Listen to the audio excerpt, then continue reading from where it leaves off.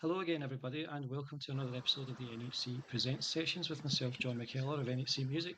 I'm delighted to be joined in this month's session by Anna, Secret Poet, musician, artist, author, model. Do I need to go on? So many different hats, much like David on last month's episode. And thanks again to David for joining me with that. That was a great chat. Looking forward to this one also. Anna, to start with, how are you doing? I'm no bad, thank you. What about yourself? How are you? I'm very well. It always strikes me as odd when we start these because we've already had that conversation literally 5 minutes ago, and it's so weird. Like I think in future, I think that you just go like hiya and then hit record, and then whatever happens happens. But anyway, it's great to hear that you're doing all right, and it's really good to have you here Likewise. with me. Um, I think in person, it's probably been 6 or so years since I've seen you. Probably the last time I would have seen you live would be the last time I'd seen you because it would have been at the Icebox, and the world has collapsed since then. So it's been a Oh while. yes, indeed, indeed. It's really great to have you on the show. Oh, And we're just indeed, going to thank do our you. usual. How about we get fired in about it? Let's start from the beginning, like we usually do with these. How did you discover music, and how did you then transition into wanting to become a musician? Whoa, that seems like a very long time ago. And I need to somehow make this vaguely interesting as well, which may be difficult, but I'm going to give it a bash.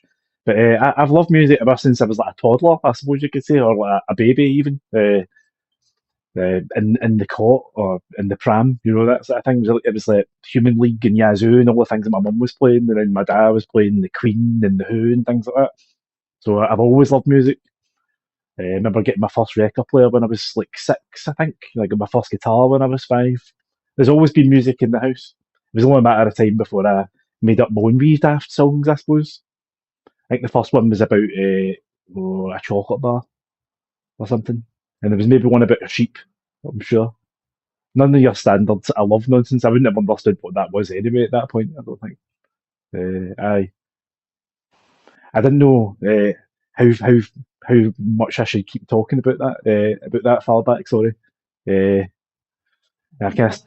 I would like to know the as much of Anna's story as possible. Like, Oh, yeah, I want you to go into as much or as little detail as you would like. there are many eras, is the thing, especially because Anna really only represents maybe the last 10 years. I'm currently 43, so I'd been in and out of bands for many years. And when the last band split up, I was kind of upset about that, and I didn't want to start another one because that's just too much hassle, really. So I'd always dressed up in secret because I always just like enjoyed fashion and music, and I had the idea of maybe kind of combining the two together. But really, it was just an excuse for a night out, and maybe I would get to sing a few songs while I was doing that. That was actually the main reason, to be honest.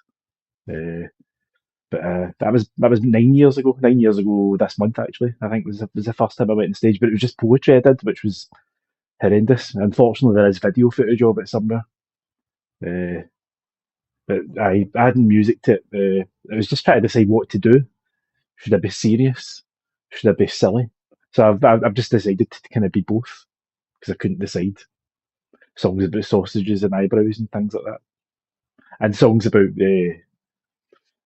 darkness. Aye, things like that.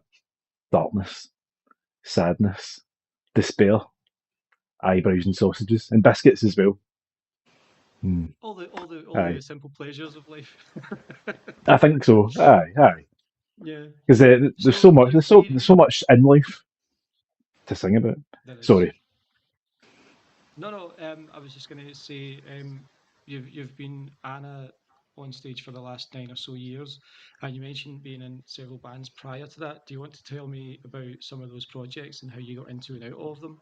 What sort of styles were you playing around with back then?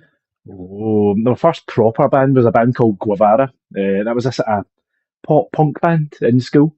It started off as a 5 piece, but it ended up just a sort of 3 piece, which was probably preferable anyway. You were more kind of Nirvana kind of thing, I was kind of heavily into them at the time.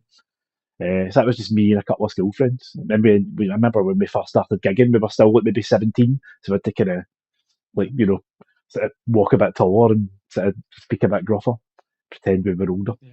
That was great fun. I enjoyed that.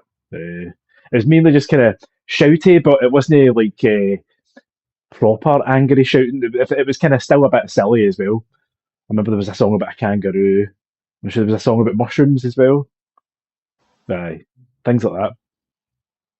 And then I ended up in a band called You Can't Eat the Word Food for many years, which was a difficult one because you had to say the name a couple of times because it's a long name. Never, aye, You Can't Eat the Word Food. That's what we were called. Uh, and we wanted to be psychedelic, but it didn't really kind of work out that way. Mm. It's quite difficult to do psychedelic because it turns out. Uh, I know, yeah. I, I was in a kind of psych rock band for a wee bit in 2016, and the key thing that I was missing was the psychedelics part. I've never touched drugs in my life, so it was difficult for me to oh, channel that energy of like people like oh, Jim I see, I Morrison, see. etc., who were Aye, smashed on drugs constantly.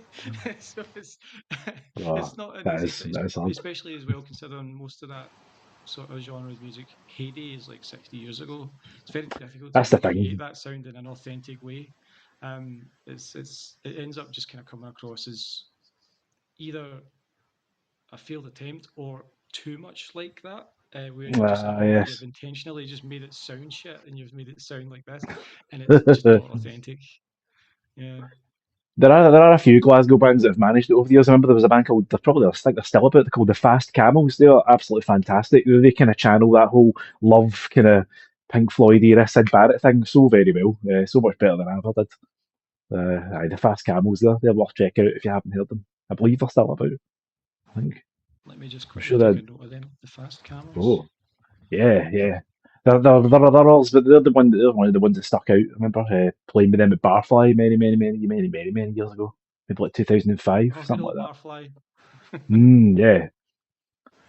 And you can't eat the bird food did actually end up like signing a wee rubbish record deal with this wee label in Glasgow, but it was one of the most horrible compromises I've ever had to make. I hope that never happens again. Still a wee bit embarrassed by that album. Luckily, nobody really heard it. That's the thing. I think then we recorded a single that was really good, and that didn't get released. Then we split up. The album was called The Theory of Edibility. It is out there. I made a band camp for that band just out of nostalgia reasons. But it's Theory of edibility by the you can't eat mm, the word food is a I fantastic album know title. there was like 14 songs on it. He insisted on putting everything that we recorded on it, but making it all fit was very difficult. I done a 10 track version of it to put it online, so I cut some of the songs off that didn't quite fit or weren't finished. There was a few songs didn't have enough overdubs. I don't think. Anyway, it was a horrible time. But it was a really great bunch of guys. I do miss playing with them very much. I miss playing with people in general. I just see being on your own. It's kind of good because it means if you get offered a gig, you can go, aye, I can do it. You don't have to phone him to make sure, or maybe make sure that somebody can watch the kids. But that's aye. Anyway, that's a small consideration. But Mm. I do miss the camaraderie of that and the invention. You know, somebody starting off playing something and then you join in and it creates a thing. Such great fun. Such great fun.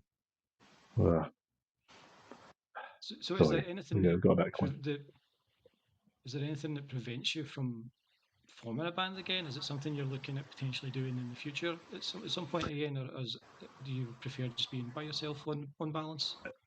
it is in my mind. I did a couple of years ago. I had put together just a wee band just to do my songs louder, as I would word it, and that worked out really well. We played a couple of festivals and stuff, but it's because we're older. It's kind of difficult to kind of balance these things. The drummer is in about 3 or 4 other bands, and the bass player now As they are wont to works do. night shift. Yes, indeed.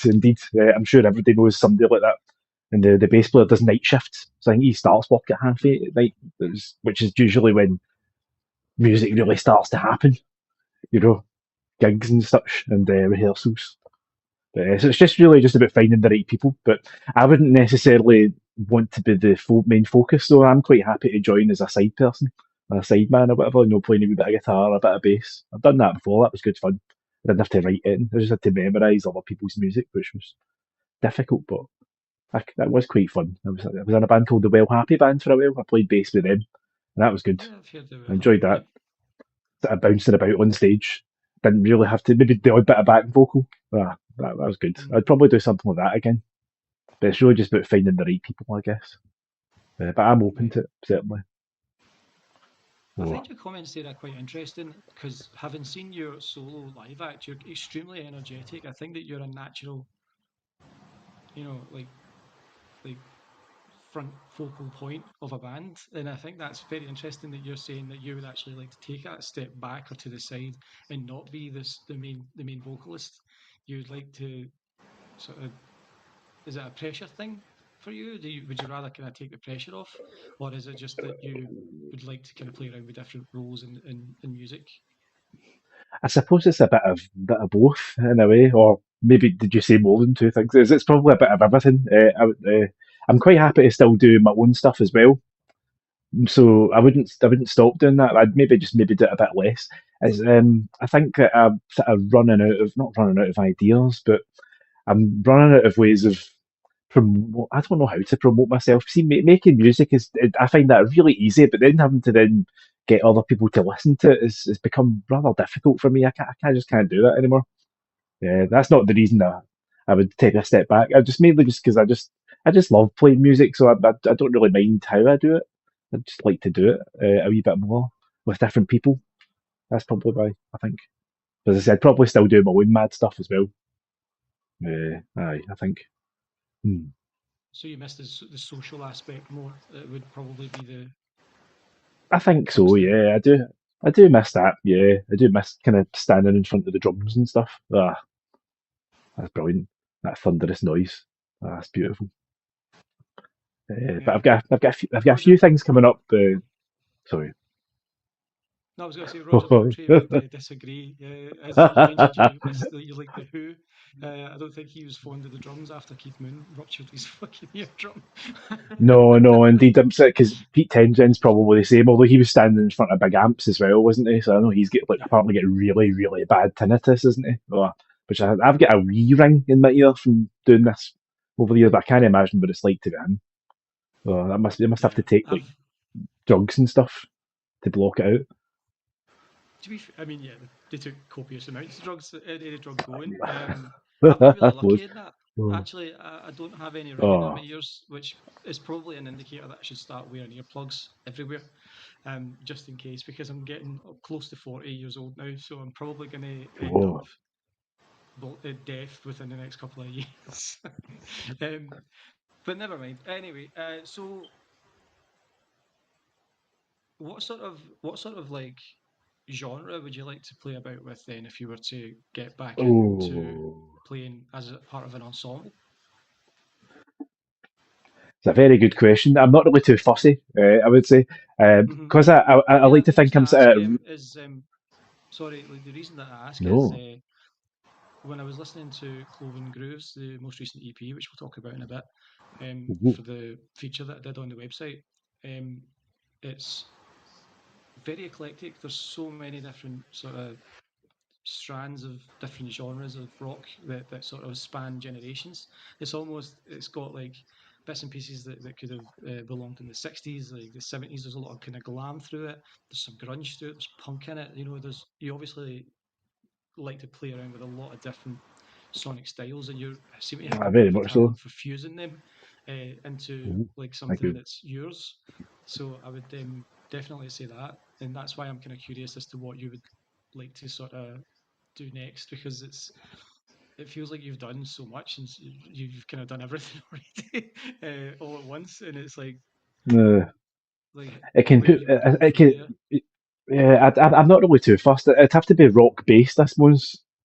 But as to how heavy that would be, I wouldn't really very mind. I remember at one point towards the end of my old band Guevara's life, I'd got really into the Deftones and stuff, so it did get very kind of sludgy, drop D, a bit more angry and shouty than the earlier stuff. So I wouldn't be averse to a wee bit of that. But as I ultimately, I don't mind. I do like a bit of everything, as you said about Cloven Grooves, but the one before that has even got a bit of a spoken word in it, and there's a track that sounds like hopefully sounds like early Depeche Mode, and there's a wee kind of strange kind of folk kind of one in there as well. It's all over the place. it can put people off. I think that though. I remember the Tits of Steel album I brought out years ago because there was a bit of reggae in there as well. Well, it was my Yeah. attempt at reggae. I don't know how successful it was. And there was a wee mad folk song, and there was a metal song, and there was a couple of punky kind of songs as well. Uh, I'm quite. I can't really concentrate on one area for too long. I don't know what that means. It's quite hard. I don't. I think I've tried before to make like an album that was all the one style, but it didn't. I get bored after a few songs. I tried to make a kind of electro pop album. I remember about like 15 years ago, and I maybe I'd done it with 3 or 4 songs, and I got bored. They ended up just in an album with a mix of other stuff. Uh, so I'd do anything to answer that question. I don't really mind. I'm probably kind of reasonably well versed in most of the kind of key band instruments. I've drummed in a band as well in college. In fact, I learned drums before learned to play the guitar in school, but I swapped the guitar in about maybe fourth year.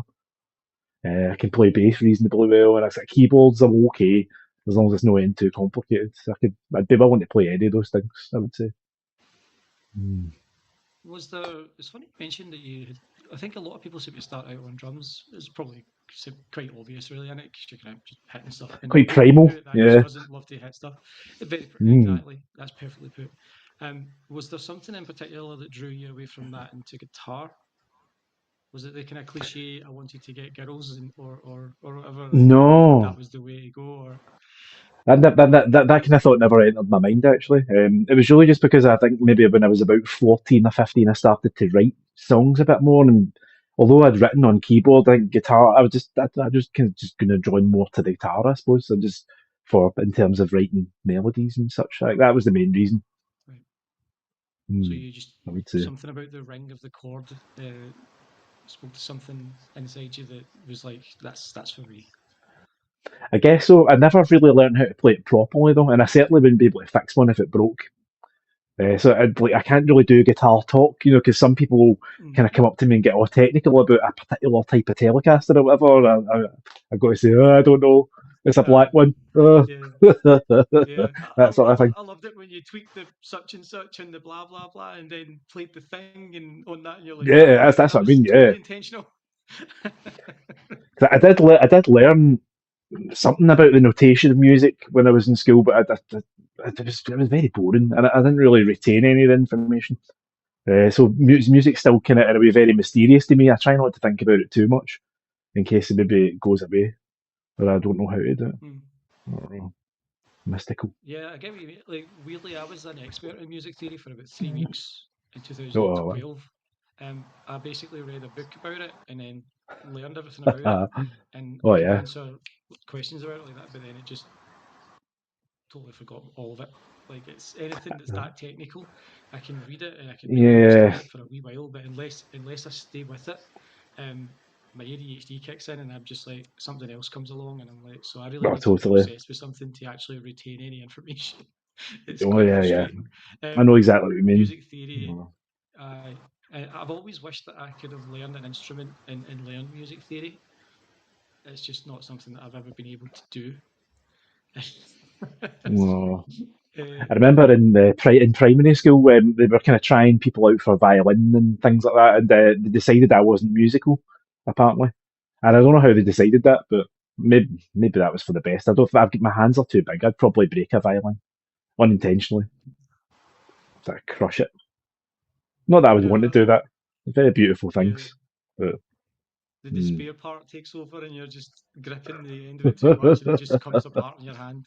That would be a pretty decent way to end the concert, though. Just fucking have your violin just Oh. disintegrate in your hand. Um, um, so where did we leave off? So Guevara was Uh, your first band, and then you were in the first kind of proper being one, yeah. orphaned, and you mentioned being in the Real Happy Band for a bit. I've seen them live. I don't remember if I saw them at the Icebox or at an NHC event, but I've definitely seen them live. I Um, was in them from maybe about mm, spring or winter 2017, like January, February, till about maybe the summer of 2019. So maybe 2.5 years, I think. Uh, right. but it became too much. I think fitting it all in because there was a lot of gigs. It was very tiring, and some of the songs were dead long. Like 5 6 minutes. I've noticed from your Mm, material that you really go to that sort of place. It tends to be quite punchy and sort of this is, you know, there are some people like Andy Isaacson, for instance, who springs immediately to mind in the scene, who he is a more is more kind of guy. Bombast, put everything in and sort of if it takes like the song to 12 minutes long, then so be it. You're kind of, from what I've heard, the kind of opposite from that. You mostly. are just as Mm, experimental as an Andy Isaacson is in terms of like sonic styles, but when it comes to sort of the composition aspect, it's like there's a verse and here's the chorus, and I'll do another verse, and then you can have another chorus, and then we'll cut it there. That's more my approach, to be fair. That's the yeah, way I yeah. work. Um, um, but definitely, especially on the last EP as well, with how punchy and rocky and grungy and punky it was in various aspects.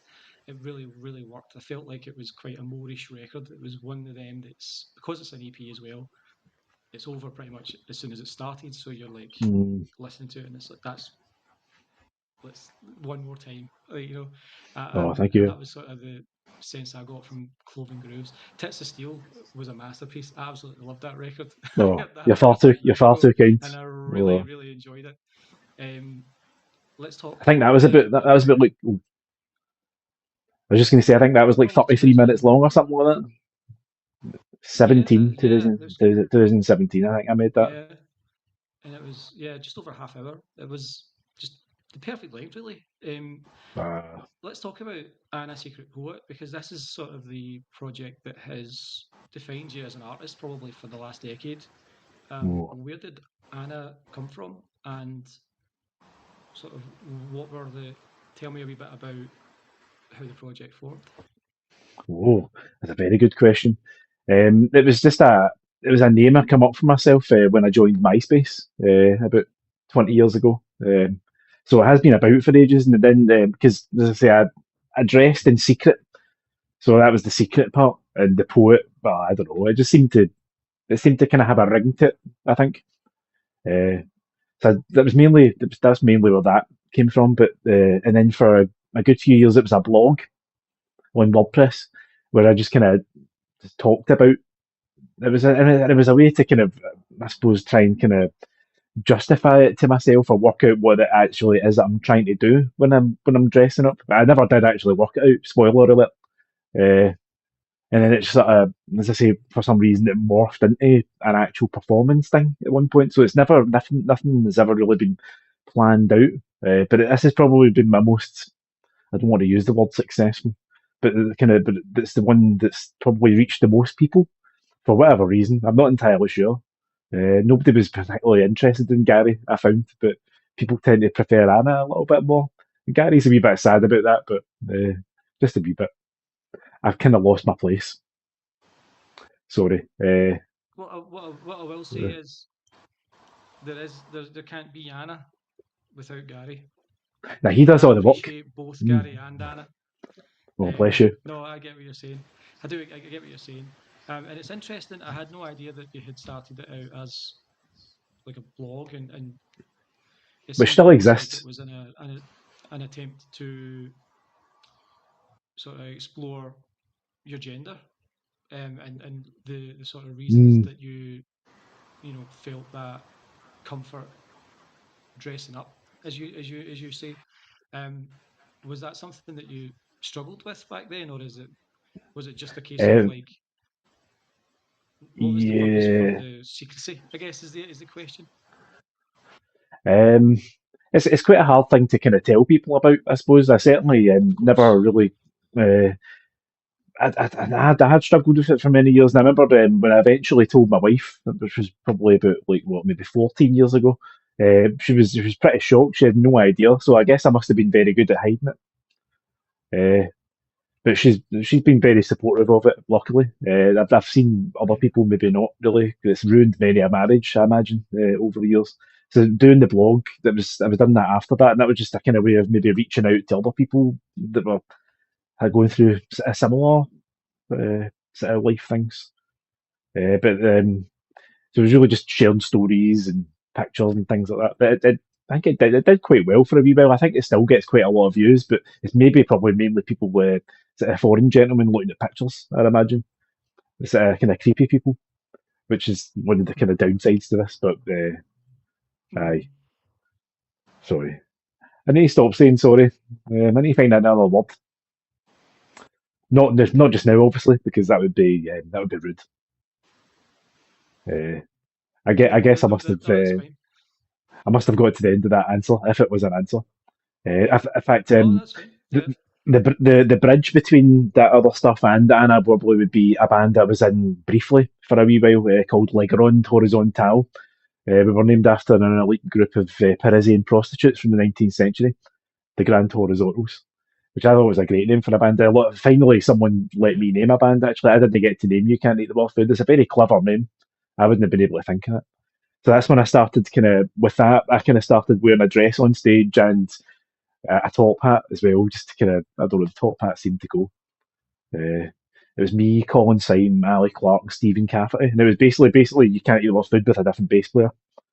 But I really enjoyed that. They were only together for maybe a year, and that was the band that when they split up. I was quite sad about it all because I thought we were quite good.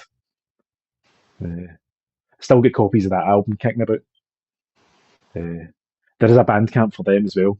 I think there's an album and a live EP or something like that. Uh, Le Grand Horizontal. I'm going to take a note of that as well. Legrand Le Horizontal. Yeah. Grand Horizontal. That was very good. Nobody ever said it like that. Nobody said it properly. A grand horizontals, people mainly said that. That's fine. That's quite. It means the same My thing. partner is French. She would never forgive me if I mispronounced Ah, it. d'accord. uh, Ugh.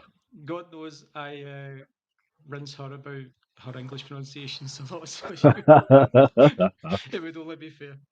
Um, so Le Grand How is your Horizontal. sorry, I was gonna say how is your Hmm? French actually just out of interest? Is it okay? Is it Um, no bad? it, um, it's basic.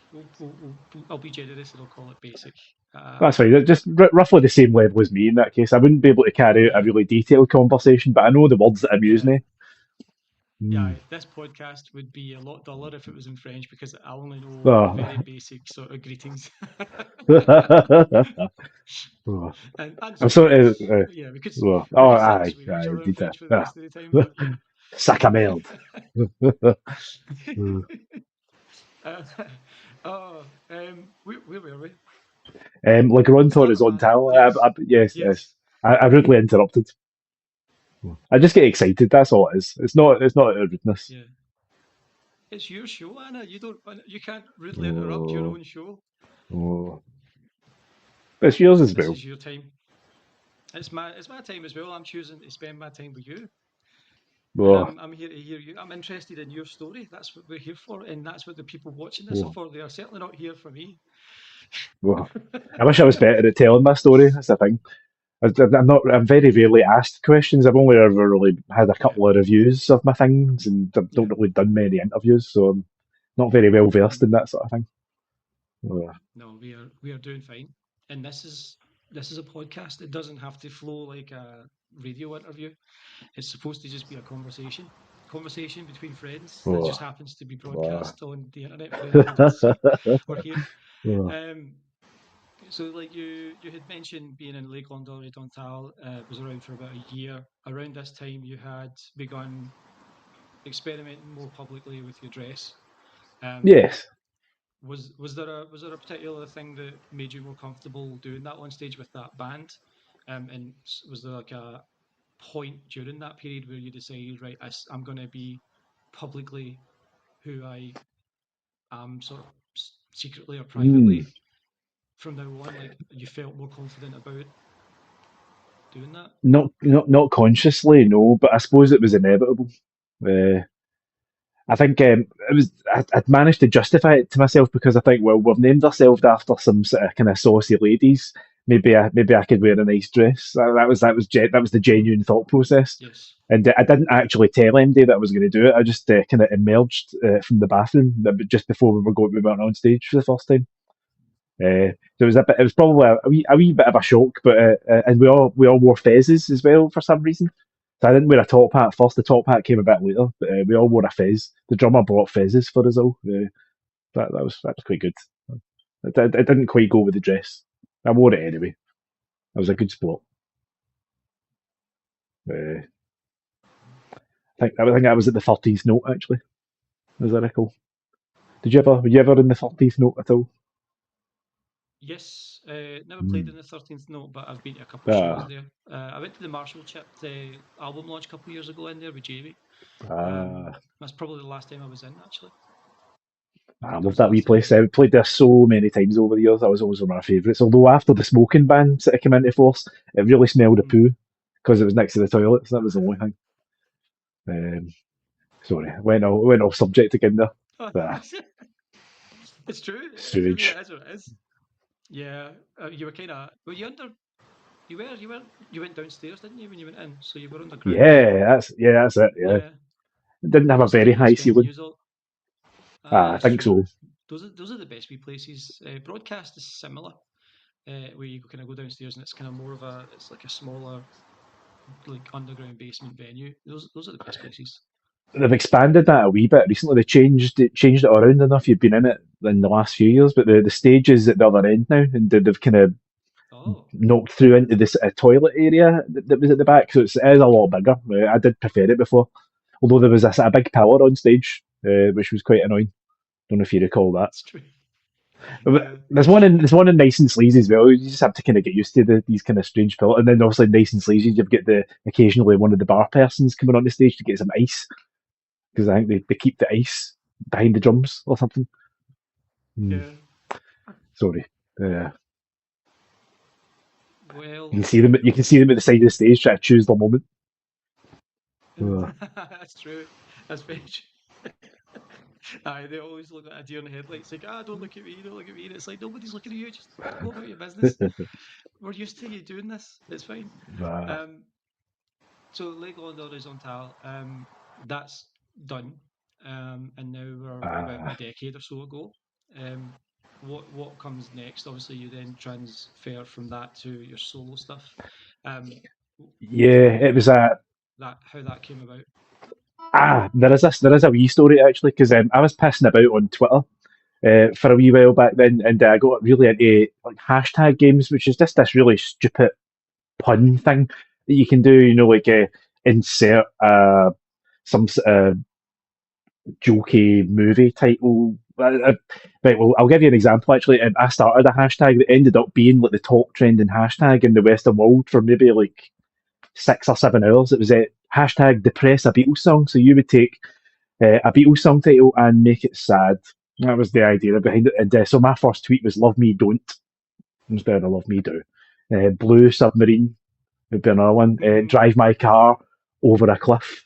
You know, Yeah, the NME ended up doing an article about it, and they were kind of taking the piss out of me, saying that my tweets were rubbish. But then they gave a top 10 of what they considered to be the best ones, and there was like people like Billy Bragg and Pam Ayres and who else? David Baddiel and folk like that were all tweeting it. And it was at that point I realised I can't tell anybody about this because nobody knows about Anna. And that was like maybe within about a week or so, I'd worked out that maybe I could actually like take it on. I ended up deciding I was going to take it on the stage. So I knew someone that ran a cabaret, and they would let me get a wee 5-10 minutes, and that would be a way of kind of announcing it all to the world. So it was because of some tweets essentially, and I thought I can't tell my mum about this. My mum would think that's brilliant. Yeah. So that was actually just genuinely the reason behind it, and a night out. It was a night out. They were the two reasons. Aye, that was the story behind that. Depress a Beatles song. I can't remember some of them were really brutal. I can't remember some of those ones. I just remember some of my stupid ones. I'm sure you'd probably be able to come up with a couple as well if you were to think about it. They have there's about 200 odd Beatles songs. So there's a few good ones you could mess about with there. If anyone I'm else is trying not to watching get this and can distracted. think of anyone, they can maybe put them in the comments or something. I'd be interested to Definitely, hear. yeah. Mm, I'm currently trying not to get too distracted thinking about possible I know. depressed Beatles tunes. That could be for later, you know. But Aye. aye. I- I'm going to try and have a couple ready for when this goes live on Thursday. For the time Oh, being, Thursday. let's Oh. cast that out and we will move on with the interview because otherwise we could be on that all day. Um, Mm. so you decided to take to the stage. and sort of announce yourself to the world as Anna. Um, that must have been quite a scary proposition. I'm imagining that was probably a pretty stressful time. A wee bit, aye. But I'd already had an. I was quite friendly with a couple of the people, a couple of women in work, and they kind of knew about it because they knew about my blog, and they did Mm. take me out on a night out maybe a year before that. So in fact, it would be 10 years next month. So I had been out. So the, but aye, but as I say, even today, that can be kind of quite a stressful experience if I need to get ready for a gig and then get on a train or whatever. Usually I do it from work, and that's maybe like a 5-10 minute train ride. It's not so bad. I'm not like, and it's only if I maybe have to go to Edinburgh or something like that, and I'm like sitting in the train for an hour. Yeah, It can be a wee bit kind of, especially if it's a very busy train. Get really self conscious, which I get self conscious anyway. Never mind putting all this on. Aye, it still can be a bit scary. Because there are people out there that maybe don't like this kind of thing, you know. Maybe they want to hurt me or something. I've been quite lucky in that I haven't really had any hassle yet. I guess it's yeah. I guess it's almost inevitable. It's probably a dark way of looking at it, but no, I've been quite lucky. I try I and think, blend in anyway yeah. as best I can. Not being too outrageously dressed. I think it speaks volumes and speaks well to Scotland and particularly Glasgow that you haven't experienced that previously. We know it exists here. Unfortunately, it exists everywhere. Yeah, Uh, whether you want to call it transphobia or just general bigotry or just fear general of the unpleasantness. People different. who are Yeah, arseholes, yeah, we'll call them what they are. Really, they're just arseholes, self-centered arseholes who think that their yeah. narrow-minded worldview is the only one that's valid. Um, it's depressing as fuck that it still exists anywhere in the world, but it's slightly heartening to hear that when you've been doing this a decade now and you haven't, as you say, experienced anything at least notable in No, that no, time. nothing major. Online, yes, but people have threatened to Yeah, like shoot me and all that, and do all sorts of other horrible things. It's quite funny, but no, in person, I've been only been heckled a couple of times, but by people who weren't very big fans of what I'm up to. But I suppose that happens, doesn't it? Like people shouting at people on stage. I guess I've been lucky that's mm. only happened a couple of times. I try to be louder than Is there them. any part? I was going to say, is there any part of you that, on some level, enjoys ramming it down people like that's throats? Like, if someone heckles you, you want to just kind of like freak them out even harder.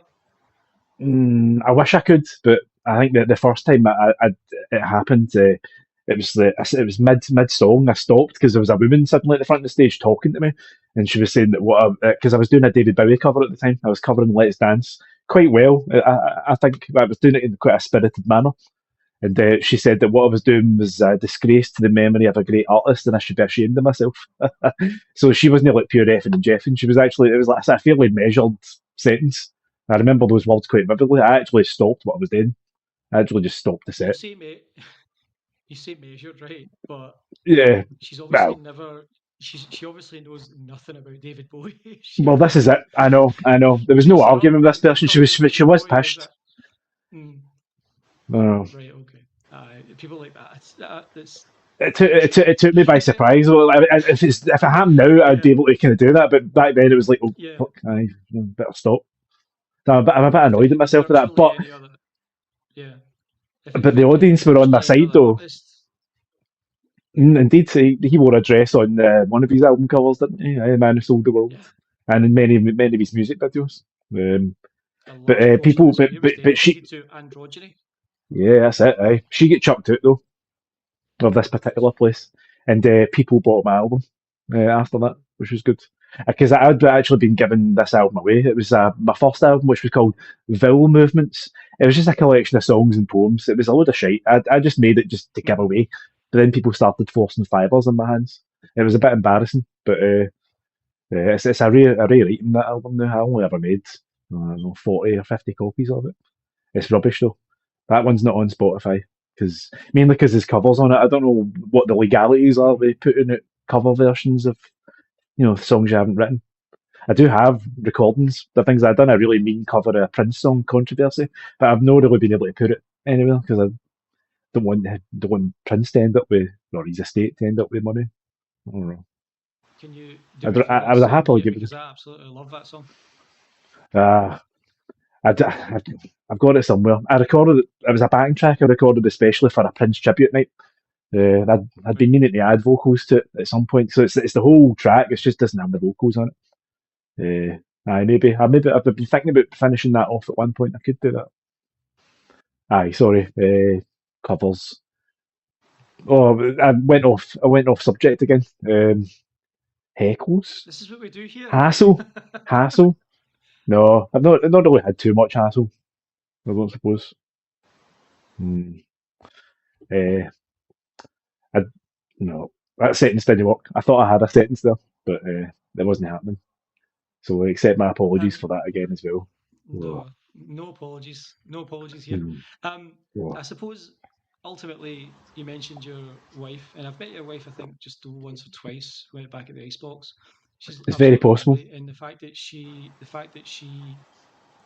was so supportive must have been such a weight off your shoulders. The fact that the person that you obviously is your rock in life, and you guys have got kids, right? You've got kids, Yeah, we've been so together for it'll be 25 years. I've been with her. yeah, We've not been married for that length of time, but like I've known her for yeah, like 25 years, most of my life hmm essentially. yeah. So to have Uh, that support from your family and the person that you sort of count on more than anything, that must have been such a weight off the shoulders and a chance to sort of Almost. branch out. It did have to be earned though, because there was suspicion there, and which is understandable, you Mm, know. And yeah, I think that was one of the other reasons, I suppose, for making it more of an actual artistic thing was to sort of not justify it, but maybe I'll use the word justify because I'm doing it for a reason, kind of. That yeah. was the other thing. But, To give aye, it a purpose beyond it makes you feel good because it aye, makes you feel like when it that's a good comes way to of that. putting it. Yeah, Yeah, thank you. when it comes to things like being gender fluid or dressing in non-gender normative clothes, Yeah, for some reason we're not allowed to do these things just because we're allowed to do so many things just because. But if it happens not to mesh with society's views on what's considered like normal and masculine in our case, uh, it it does not seems like compute. weird. Yeah. Yeah, exactly. And so Oh, it's both befuddling and quite infuriating that you feel like there's a pressure to justify it as something that you do beyond just because. yeah, But and I'll be unfortunately, honest, it's that fundamentally I don't really understand it myself. I'll be honest, but I just do it anyway. You know. yeah. Mm. Um, Perhaps it's not to be understood. Maybe it's just to be enjoyed. Maybe it's just something that's Aye, for you, and people should mind their that's own what I bloody think. business. Aye, Yeah, that's what I think. Yeah, that's like no one gets to tell anyone what to do as a hobby. If you dress up as a pastime, that's for you. That's not for anyone else to decide. And so it bothers me that you felt a need, such a pressure because of there being so many arseholes in the world to sort of uh, justify it because there's no justification that's needed, and that's probably why you haven't found one.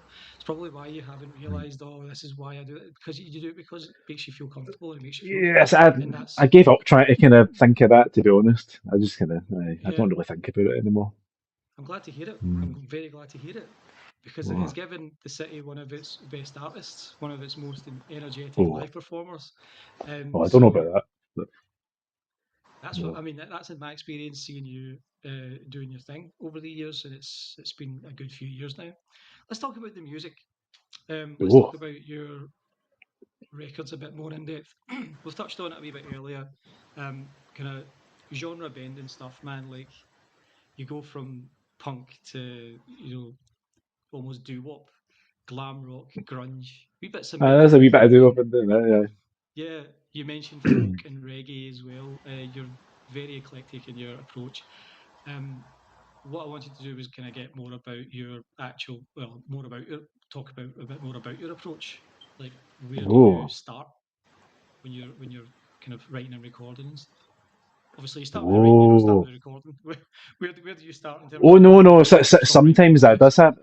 There has been times where I have done that, where I've kind of maybe more like years ago when I actually had like time on my hands. I would have been able to just say, Yeah, like, just record a drum beat and then just improvise over the top of it, and then sometimes you'd come up with something. It might right. not always Yeah, okay. necessarily have been, might not always necessarily been good, but these days it really just it can just kind of come from fiddling about on the guitar, just a wee kind of random chord sequence or pattern, and maybe that'll evolve into something. Sometimes it's maybe just a phrase somebody says, oh, I saw this and thought of you. Because that was one I wrote down the other day, and I thought, oh, I could maybe do something with that. And I've got a wee tune that I'm working on, but uh, it's not really one way I do it. Um, the fiddling about, messing about. That's generally how. Sometimes it will come to me fully formed in my head, but that's very rare. That's very rare indeed, and that's actually harder because then I need to somehow, you know, make that come into being, and it never does sound the way it does in my head. It's really annoying. Uh, Recently, I'd got a keyboard, like a really decent keyboard, because I really wanted a nice piano sound. But pianos are very heavy, and I don't know where I'd really put one in the house. So and keyboards these days can replicate it fairly well, and there's like a grand piano sound on it and stuff. So I've been writing a few things on piano, and I've got a few songs that are finished, but I don't know what to do with them. Maybe like seven or eight. There's like half an album essentially. But I thought I'll take a wee break. Maybe amass some more ideas. Uh, Aye, sorry. Man, sometimes as well, uh, coming up with the words is a bit harder because I don't really feel like I've got anything to say. I never really did have anything to say, but because I've been writing songs for about 30 odd years, Yeah. I'm not, the well isn't dry per se, but it Mhm. does come a wee bit harder. So I usually I've got a little pocket notebook, and there'll be all sorts of writings in that. It's like sort of wee fragments of poetry, kind of random rants, shopping lists. There's all sorts of things in there, and sometimes I'll be able to look through that and kind of pick out lines, and then kind of that'll lead to other lines sometimes, depending. Titles are also very hard these days as well. I've got a song at the moment that I just called The Sound because it sort of talks about a sound in the words. But it's not a very interesting title. I wish I could come up with something better for it. You'd have to hear it probably to kind of fully get it. But I'm rambling again. Uh, I'm trying not to say as well because I get really annoyed when I hear people talking on TV and they go all the time. You know what I mean? Ugh. I know what you mean. Yeah, I do it a lot. To be fair, I just did. I've just done it again. I Don't do worry, that. I'm not I'll gonna. I'm not also. gonna. Yeah, you make me self-conscious now. Like I'll often go Uh, as well while people are speaking, and I always try and tell myself, don't do that because the microphone is on. Like people can hear me saying over the person who's speaking. I'm trying to get better at this. It's not something that oh, I am a professional at. So I do this from my seat at my desk in the house right after waking up out of bed. I am not. I don't know oh, where I'm going with this. We are both rambling, and that's good. oh. But Um, you so were talking you, about styles though as well, weren't you? Because I remember like yeah, one of my yeah, favourite albums growing up was Sheer Heart Attack by Queen, which is just all over the place as well, isn't it? You've got like hard rock, but then there's like hmm a bit of music hall on there as well, and Night of the Opera was kind of like that, obviously as well. That was like stylistically quite diverse. That had always been whenever I've made an album, it's more or less always been like that because I've had many different names over the years. I recorded names on the been making albums since I was probably 12 or 13, really, though, to be honest. No, using like a sort of tape to tape process, like where where you hmm record something, then play it back on a tape whilst recording onto the other tape. And obviously the quality goes down each time you do it, but I've got a few kind of old, dodgy albums that I've made like that. Recording the school, I'd like to go and do some drums like at lunch time or whatever, and then take it home and hmm put a guitar on top of it and all that. Aye, stylistically. Aye. When it comes to writing as well, I don't always say right. I'm going to write this type of song. It just kind of happens, and then I have to just kind of deal with it. If you know what I mean. Like, oh well, this is going to be a quiet one. I don't have many of them, but I've got a couple that I was recording recently that are just piano and voice. Although there is a part of me that's kind of going, maybe you should stick something else in there. But so it's mainly there's this battle in my mind just now with these two songs if I should leave them as they are. I could send you a link to them if you want, like sort of later, and maybe you could Definitely. tell me if it needs something else. I don't know. There's a bum note in it as well, which I was pleased at the time because like, that means that it's real and it shows that I'm playing it by hand. But it Mm. annoys me now when I hear it because I go, should have redone that. Yeah, Anyway, the closer you get to finishing something, any sort of project, the more acutely you start to notice anything that's not right. And then, certainly in my uh, experience, that has been a massive bane in my life because you'll record something and you'll go, that sounds really good. And you'll listen back and you'll go, oh, yes, we've nailed it. Absolutely fantastic. Then when you yep. listen a few more times, you're like, the tone there could be a bit better. It could be slightly better. And you go, oh, it's slightly off note there. Uh, Maybe that late. For me, it's always been lyrics. I'll be like, that lyric just could be just tiny wee bit better. Like if I had just I found, know what you mean. if I'd taken 15 more minutes, I might have found a better line That's for this it. particular part. And that just ruins the entire song now. I don't ever want to write another song ever again. There's a couple of lines like that on stuff that we've released on our records that I still just can't listen to. And there's certain songs that I really don't want to Yep. ever perform again just because of one line. I'll be like, Oh, love the song for the most part, but that one line is just embarrasses me. Like I have to sing that publicly. So I get where I kind of get where you came coming from there. it's It would be it very can be a bit interesting to hear um, the kind of stripped back piano sounds because you also do spoken word poetry, don't you? So like it's like almost like dabbled in it. Yeah. yeah, it's kind of like a fusion of the two. It's like spoken words plus a wee bit of instrumentation, Hmm. sort of meeting in the middle rather than kind of going full rock or all the way sort of spoken words. So it might be an interesting avenue to go down. I would love to hear it, and Oh, I'll certainly give you a shout about it. You were oh, about to thank say you. something? No, I was just going to talk about you were talking about recording vocals. You find that they are probably one of the hardest things to record by yourself, and like obviously like getting the right distance for the microphone and all that as well. Like, I found like see the one that annoys me recently that I recorded was Half Man, Half Madness, which I had a cold when I recorded that song. I feel that the words aren't as clear as they should be because of that. Mm. You can totally I can totally hear it. I've got a cold. Did you ever hear the LCD Sound System's first album? Actually, he had a cold when he recorded that. Well, at least half of it. I can hear it, or he's maybe had some sort of infection. I don't know. It might not have been a cold, but aye. So that I'm not annoys me. aware of that. I No. wish I'd redone it. I wish I'd redone it, but Mm. I can't do that Yeah. now. Unless I want to put it on my next album, I could redo a new version of it. Maybe I don't know. If I get around to making an album, that is.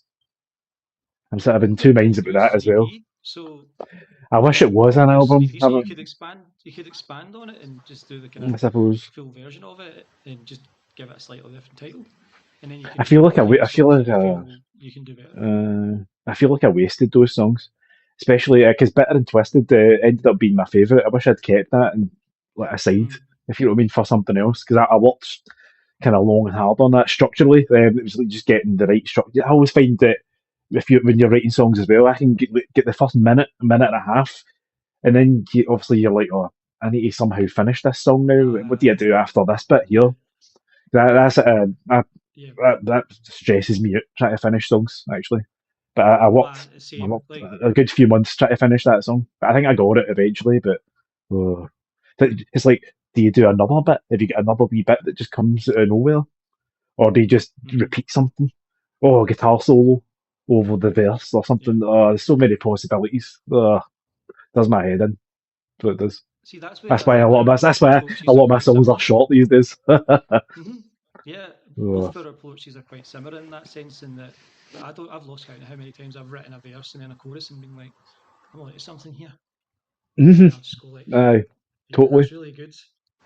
And then at some point in the near future afterwards, I'll say,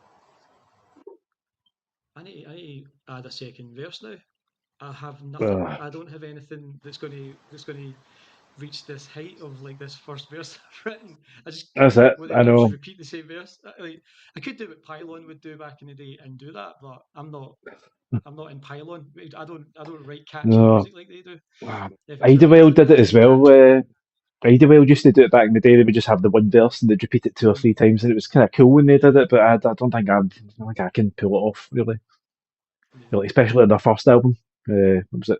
Mm, Can't remember the name of the first album. Is it relevant anyway? But songs like "When I Argue, I See Shapes." There's like hardly any lyrics in that really. It just keeps repeating the mm, same words over and over again.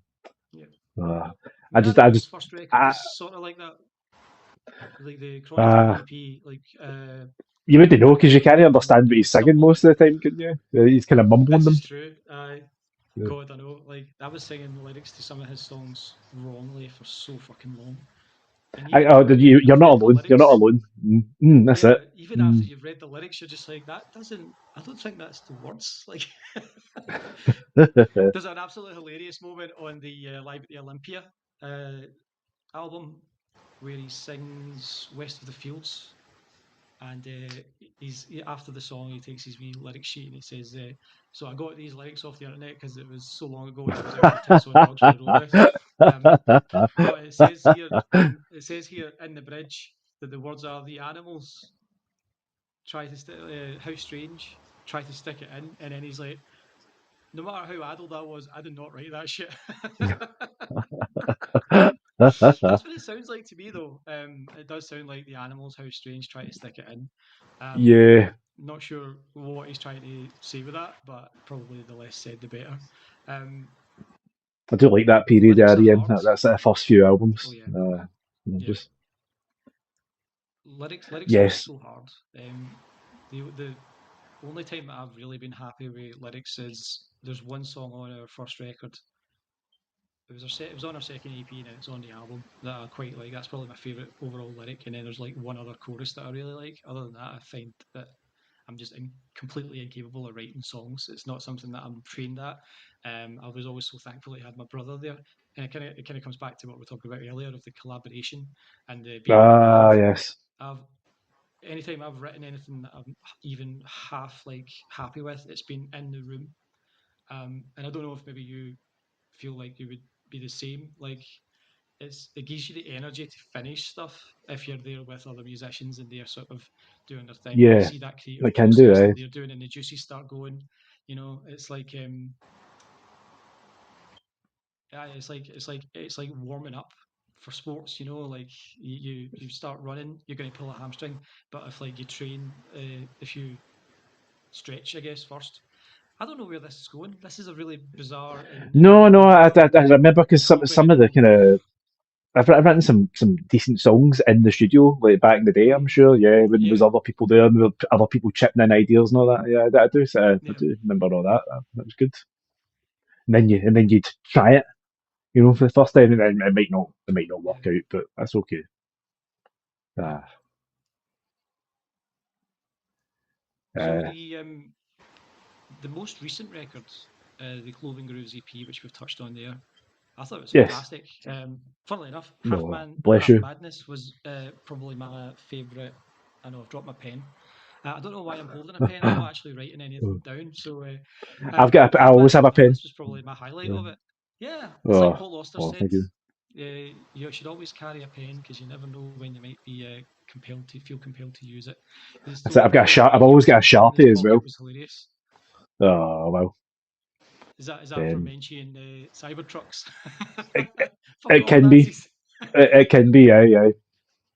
Good Set stuff. list as well, but aye, Yeah, it has been used for benches. I must admit. yeah. I've taken to printing set lists, and I always like to choose a nice, classy font, and I change the font every time, but only ever so Oh, slightly. yeah. It might Oh, it's even got to be change like readable though in the dark from a the font distance, isn't size. it? Yeah, oh yeah, it has to be bold. I used to Mm. not put it in bold, and then I would find myself before I started wearing glasses again and became a responsible grown up.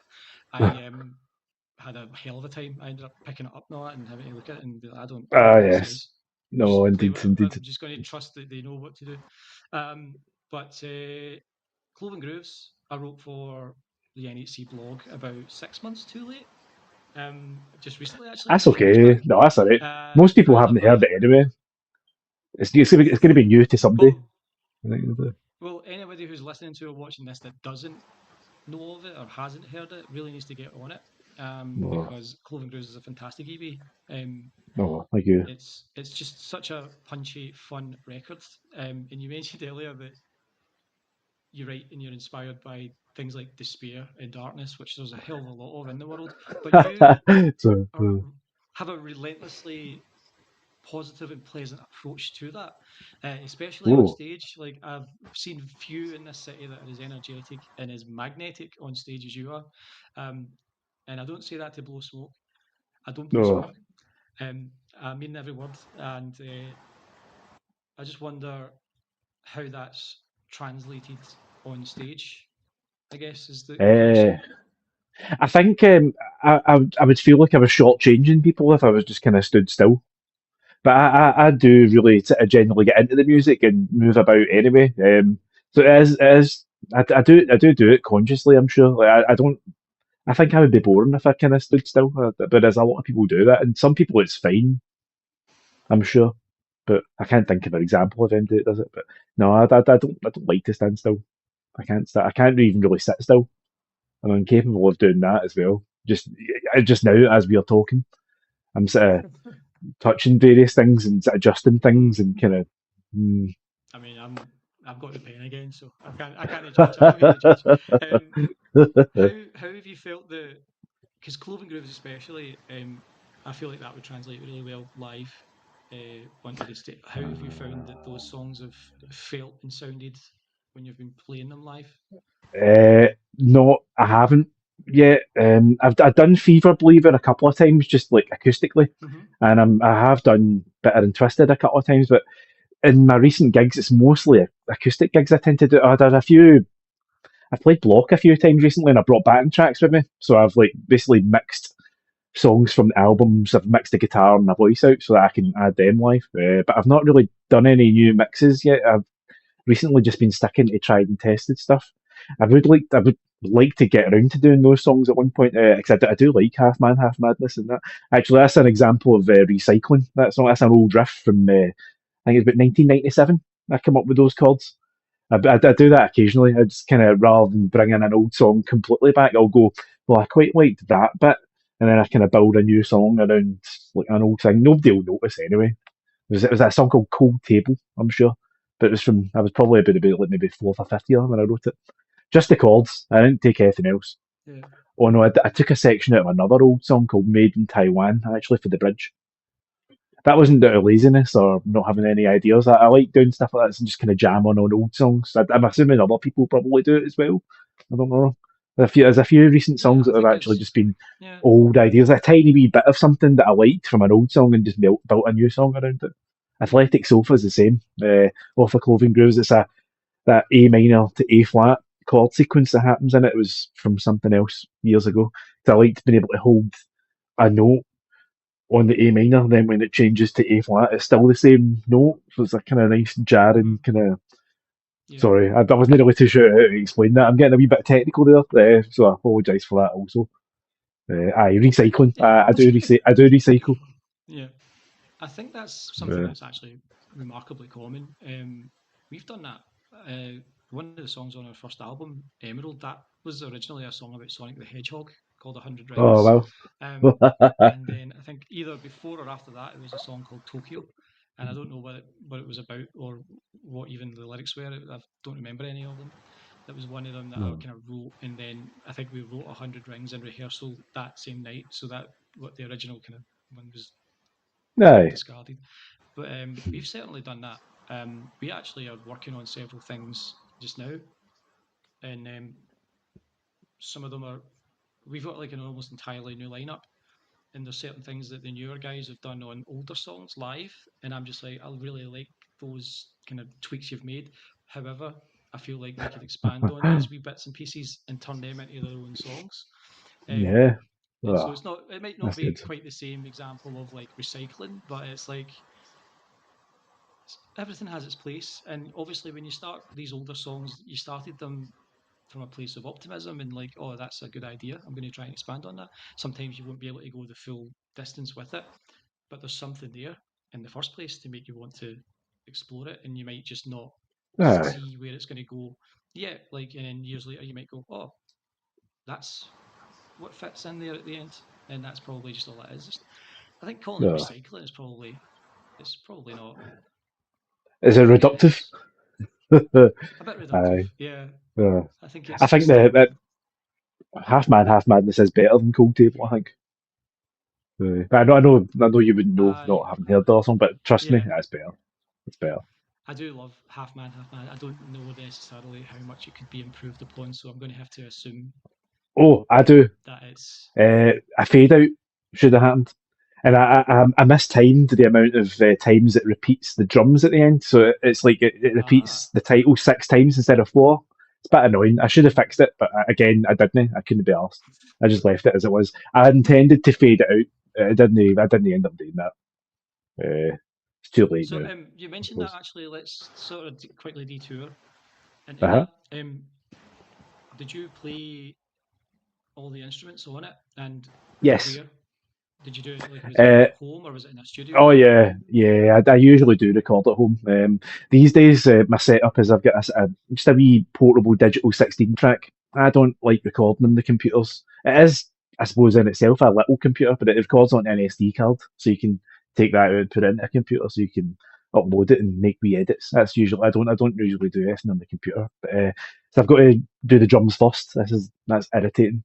It stresses me out as well. So then I record the drums in on a stereo track, and then I just add everything on top of it as I feel. Yeah, usually a guitar, and then a bass, and then I'll usually do the vocals last. Depends on how messy the mix is going to be. As I say, recording vocals on your own is quite difficult, especially if it's a loud rock track when it's got electric guitars in it, because I feel that they operate on a very similar frequency to vocals. So getting the right sound on your vocal is very important for those kind of songs. It's much easier when it's like a wee quiet acoustic song, I would say, which is mainly what I've been doing recently. And I've been trying to do some abstract instrumentals that I might not end up doing anything with. But I found a recording of it was a really windy night in my old flat in Dalmuir, and I'd made a recording in the kitchen with a set of mics, like one and one at the keyhole of the door and stuff like that. And I just recorded about 4 minutes of wind and rattling things rattling. And then I found that recently. It's about 15 years ago, and I put piano on top of it, but a really creepy piano. I don't know if that'll ever fit on an album. I don't know. It's a bit abstract. That that or at least a Uh, portion of it might work as an interlude. yeah, I suppose so. Pick a wee section of it, sort of fade it up, Yeah, use it as a seg or something. I've done that a a wee couple of fade in, times over fade the in. years. Yeah, Mm. you're very experimental, and I like that. Um, you produce it yourself as well. You mix it. That is there anything that you found To particularly enjoyable or challenging about the setup that you have, given that it is at home and it's uh, not in a studio where you might have the resources of like soundproofing that you might have in a kind of larger yes, indeed. I live next to a main road and all that. But that genuinely doesn't.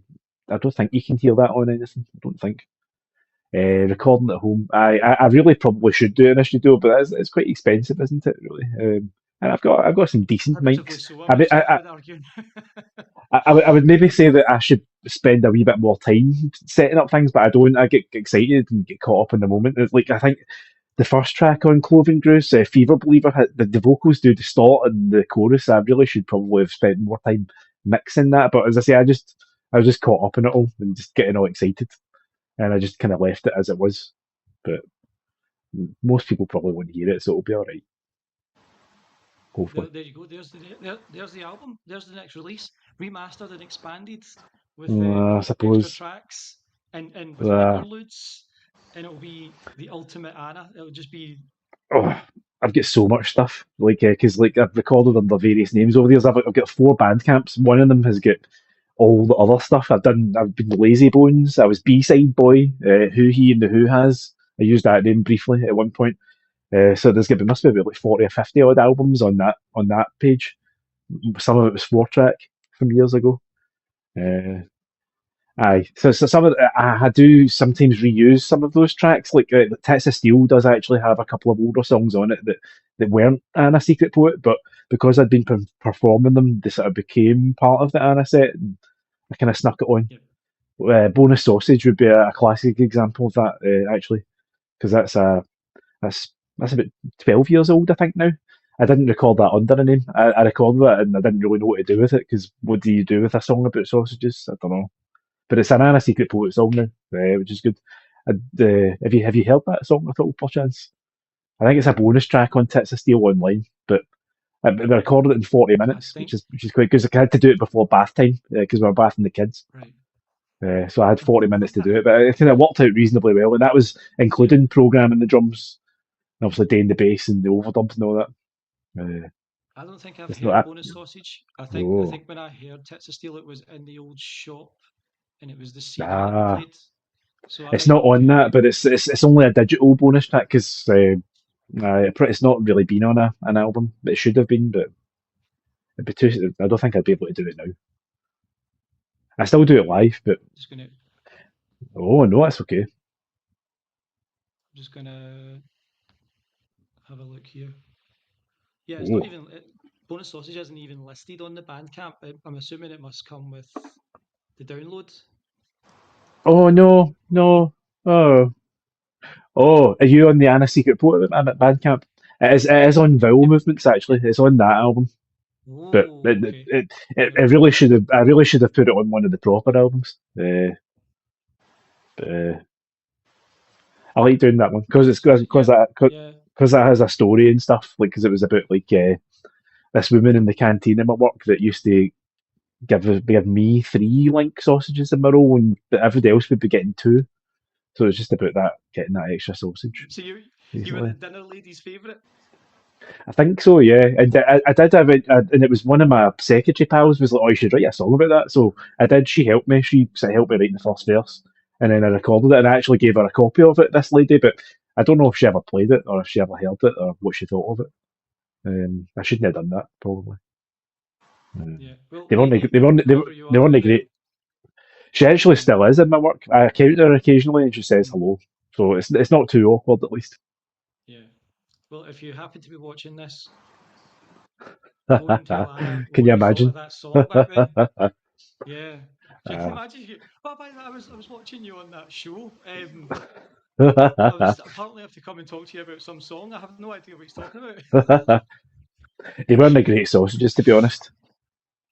But if you cover them in tomato Ah, sauce, it did the job. But yeah. I go other places for my sausages these days.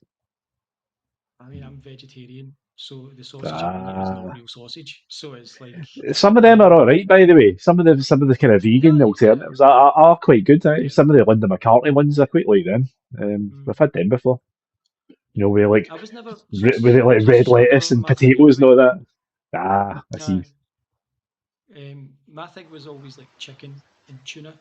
Tuna was Ooh. the hardest thing to give up, man. I love tuna. Even to this day, I'm just like Oh. I can taste tuna on the tip of my tongue sometimes and think of it, and I'm like, just one sandwich, one bit of sandwich, Oh yeah, you know. that's But one of my favourite I can't sandwiches. do it. I love it. Oh.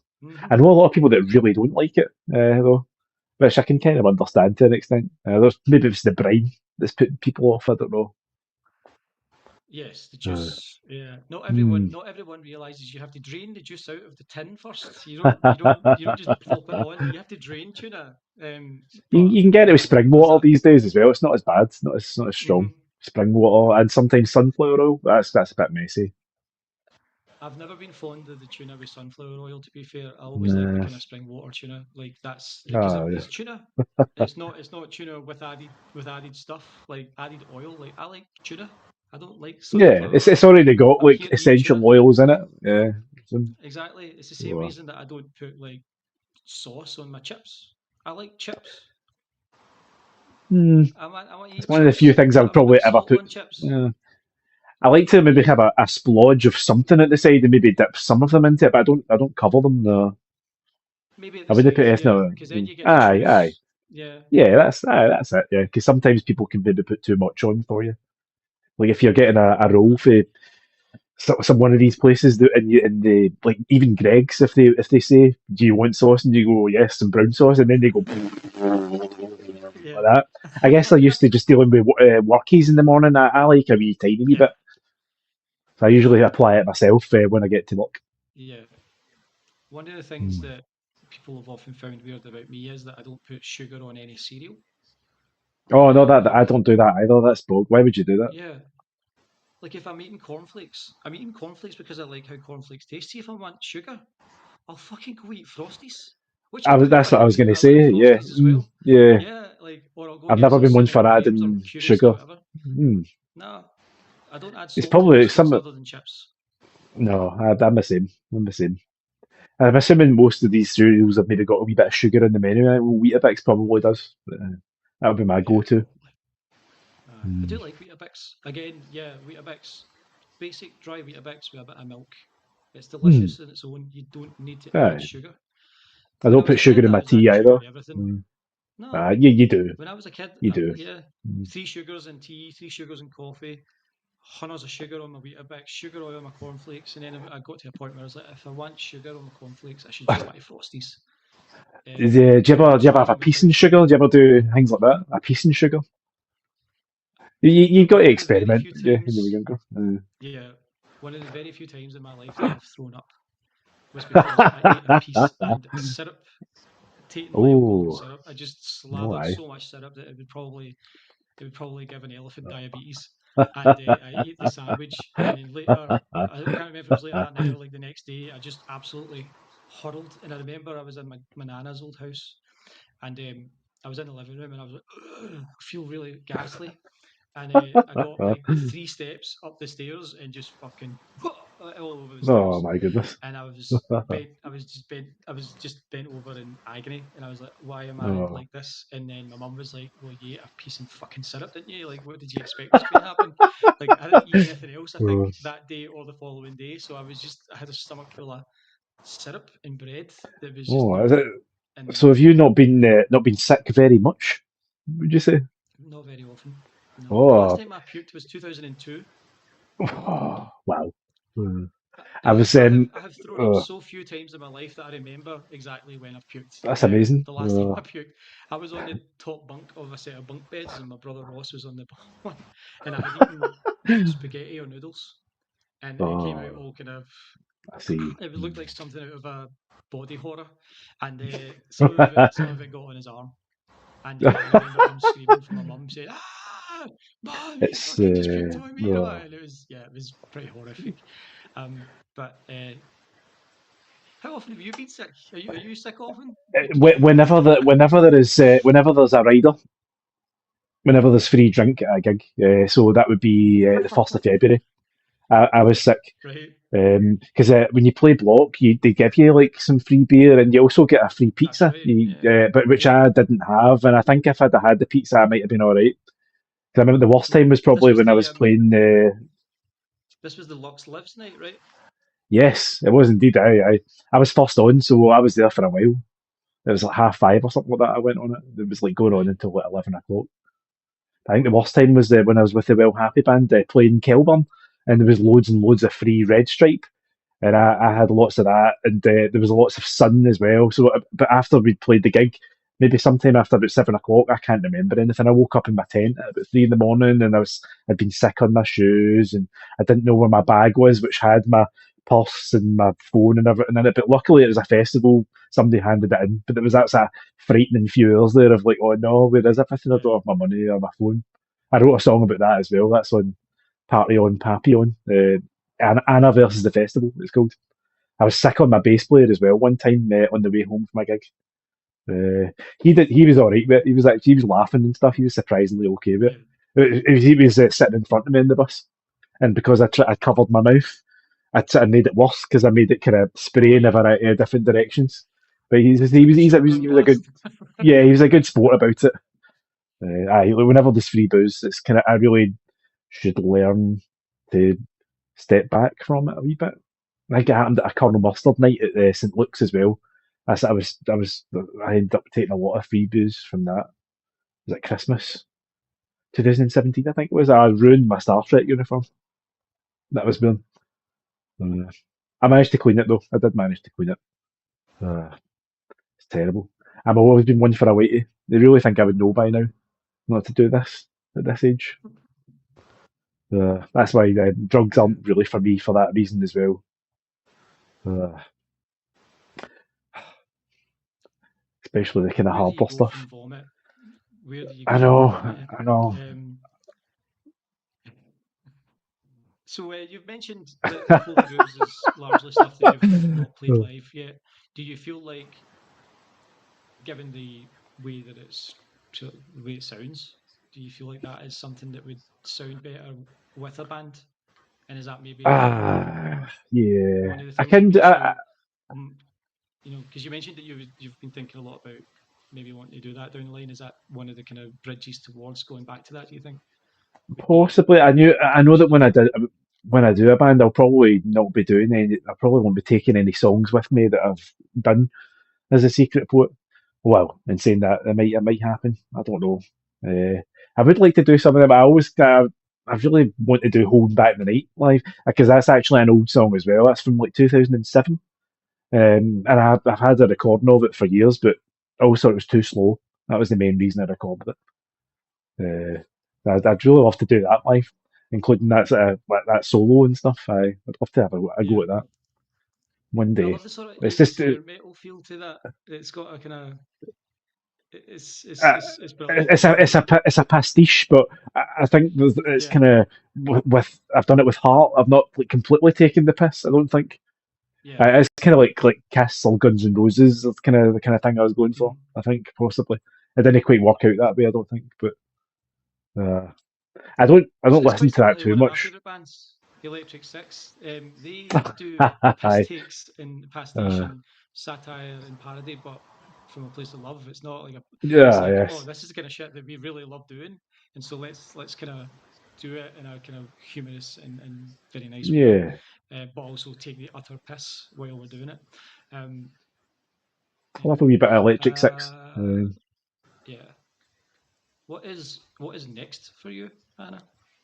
Well, I'm not entirely sure. I've kind of took a bit of a dip mentally again recently. Just after Christmas and just after during about New Same. Year time, I'd crafted a bunch of new songs and I was kind of excited about them. But then I had to prepare for this Lux Libs gig, the Cramps tribute night, because although I do like the Cramps, I'm not a very knowledgeable about them, so I had to really work hard on those 4 songs. So that took me away from writing for a few weeks. Uh, I'd hoped to bring out an album this year, but it's just the despair of it all. It's kind of hit me a wee bit. I think well, it's really difficult to get to kind of put albums out really, and I suppose I could just make it and just enjoy it myself. I don't know, but I would like to be able to share it. I just don't know how to do that anymore. I think I could do that before, but social media makes it so much harder. See when you try to share links and things, it's like it sees you and goes, "You're trying to share something for nothing. I'm going to hide that Yeah. from everybody." Like when I was trying to share the link for that wee review you'd written, it was like didn't really think many people seen that link, unfortunately. But I think I shared it about Yeah. 4 or 5 times. But it's always the It's same 2 or 3 people that see it that probably don't listen to the music. Uh, like people I know that live in Sweden or whatever, they're probably not really interested in the music. Yeah. Social I don't media know. Is algorithms are it, all fucked, man. It's not designed to be social anymore. no. It's designed to be monetized by opportunistic and unscrupulous people who Uh, basically farm for engagement. Like it's completely that's it. backwards. Like And I the refuse to pay NHC these page people got money. yeah, fuck that. Fuck that. The NHC page got suspended recently for I've impersonation, seen that, yeah. I and know. It's all I about. was completely baffled by it. I was like, impersonation of what? Impersonation of ourselves? What the fuck? And so it got overturned eventually, but I was just like, No, there are so many good. pages on Facebook alone that are literally just AI generated fuckery with nonsensical taglines and like links to Mm-hmm. fucking harmful websites and shit. And it's like Bad spelling and these all get that. like so many, and they get like so many likes and so many views, and like most of them are not even real people. It's like bot accounts that are both doing it and reacting to it, and it's like this is completely defeating the purpose of social media.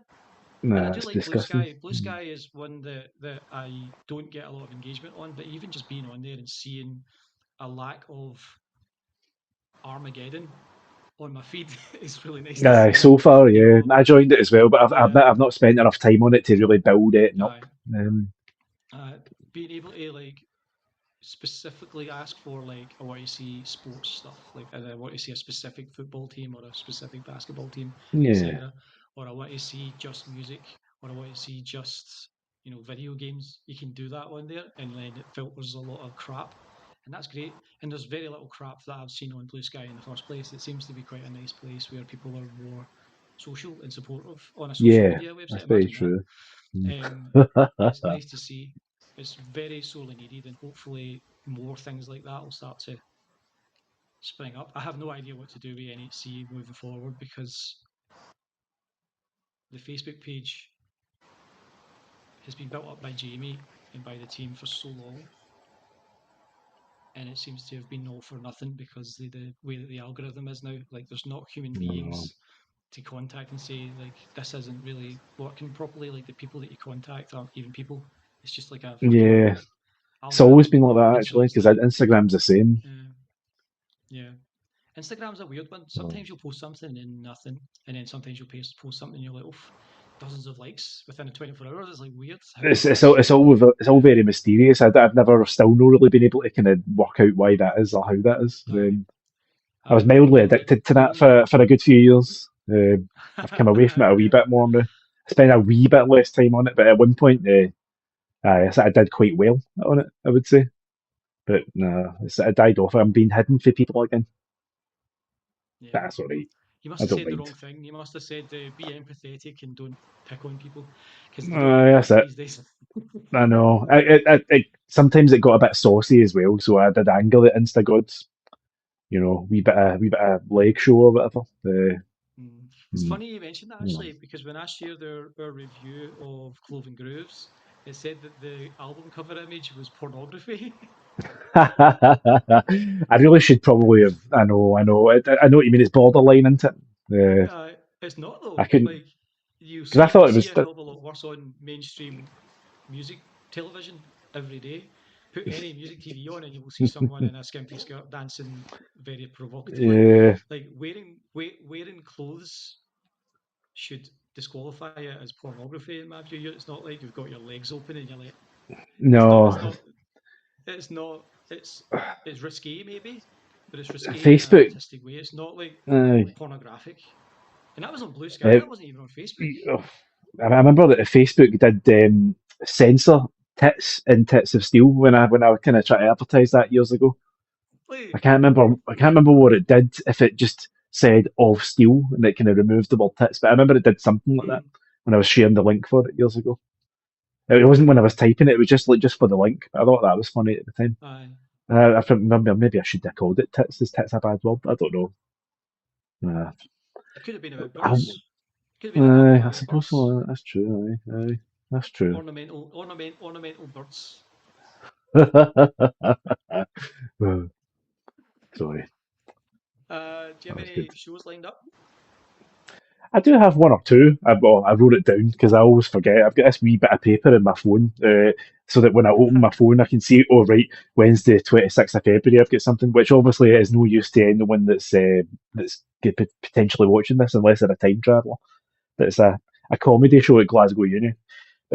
I'm playing Bloc this Saturday, 1st of March, again for the one of the Fuzz Factory nights. There's another band called Mariachi Death Band. So I don't know what they're going to be like. I haven't checked them out, but the Fuzz Factory nights are usually kind of quite kind of rah, for want of a better word. So I'm looking forward to that. I'm going to be at SWG3, the Poetry Club, in April as well. It's the Big Gay Cabaret, it's called. So it's Wednesday, the 23rd of April. And I don't know if I can mention this yet, but I'm playing in the Glasgow Festival of Burlesque on the Friday, the 25th of April. It's like a midnight show at the Reading Room. I don't know what I'm going to be doing. I don't know how long I've got, but I'll probably just play a couple of my stupid songs, I guess, and try to look as glamorous as possible. Maybe with something sparkly. I don't know. I like sharing stages with burlesque dancers and comedians. It's good fun. Kind of makes me no sure Never where sort of where I stand though. yeah. You kind of Like, like what am I'm just like the kind of token troubadour here, just kind of I? Should be though. rattling away on Oh my my. guitar. Oh, I still don't really know where I belong in that kind of sense. That's why I was kind of trying to think maybe I should go back more to band stuff because I understand that to an extent because I've been doing that for like 25, 30 years. But Mm. it's nice. You meet a whole bunch of different people. I did a drag show on Thursday there at Glasgow Union. That was good as well. Again, I was probably the least kind of glamorous person there, but it was good fun. They're a nice bunch. Uh, Meeting all these different people.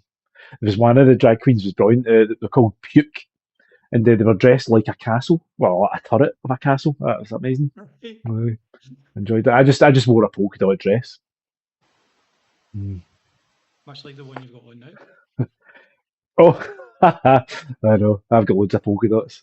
Oh, there's actually a giant Like tear in polka this, dots. but you can't see it luckily because I'm sitting down.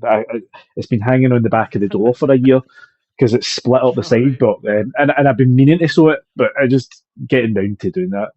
You know how it is. We live such Mm. busy lives. All these things to remember. Oh, I need to remember and To get cotton buds, things like that. uh, to that point, do you make up a lot of your own outfits, or is it stuff that you kind of just buy as you go? Charity shops mainly. Yeah, Charity stuff, yeah. I wouldn't know. I wouldn't know how to do that. But I do tend to buy a lot of stuff at the charity shops. Which is quite difficult because I've got quite broad shoulders, so it's very hard. It's very unusual to find something that's very nice in a bigger size. But it does happen on occasion. That's maybe why this one split. Perhaps I don't know. Maybe I tore it when I put it on. Who can say? It's one of those put over Potentially. the head kind of ones, and I Hmm. didn't get stuck, which was good. But it's no great being stuck. Uh,